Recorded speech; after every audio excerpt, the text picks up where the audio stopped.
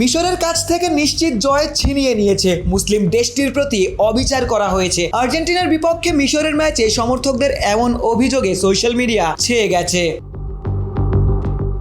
ভক্তদের দাবি রেফারি নাকি মেসিকে পেনাল্টি উপহার দিয়েছেন। বিতর্কিত সিদ্ধান্তে মিশরের নিশ্চিত গোল বাতিল করেছেন। একই ফাউলে আর্জেন্টিনার গোল বহাল রয়েছে। অবিচার করে মোহাম্মদ সালাদের বিদায় নিশ্চিত করা হয়েছে।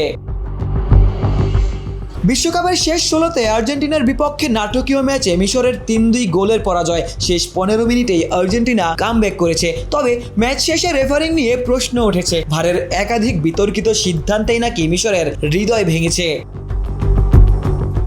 1-0 গোলে পিছিয়ে থেকে মেসি পেনাল্টি পেয়েছিলেন। তবে তাগলিয়াফিকোর ফাউল নিয়েই প্রশ্ন উঠেছে। যদিও মেসি পেনাল্টিটা মিস করেছিলেন, সে যাত্রায় মিশর বেঁচে গিয়েছিল।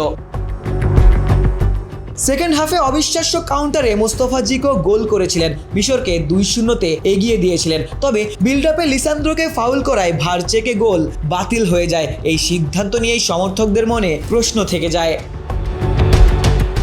মজুক বিরাট কারবার, জিতে নাও ফ্যামিলি কার, স্পোর্টস বাইক ছাড়াও লক্ষ লক্ষ নিশ্চিত গিফট। সবচেয়ে বড় বিতর্ক মেসিদের জয়সূচক গোলটি নিয়ে। যে ফাউলে মোস্তফা জিকোর গোল বাতিল হয়েছিল, একই রকম ফাউলের শিকার হয়েছিলেন মোহাম্মদ সালাহ। তবে এবারে আর রেফারি গোল বাতিল করেননি। মুহূর্তে মিশর দলের প্রত্যেকেই কঠোর প্রতিবাদী। কোচিং স্টাফের এক সদস্য তেড়ে গিয়েছিলেন। রেফারি তাকে লাল কার্ড দেখান। মিশর কিপারকে হলুদ কার্ডে সতর্ক করেন।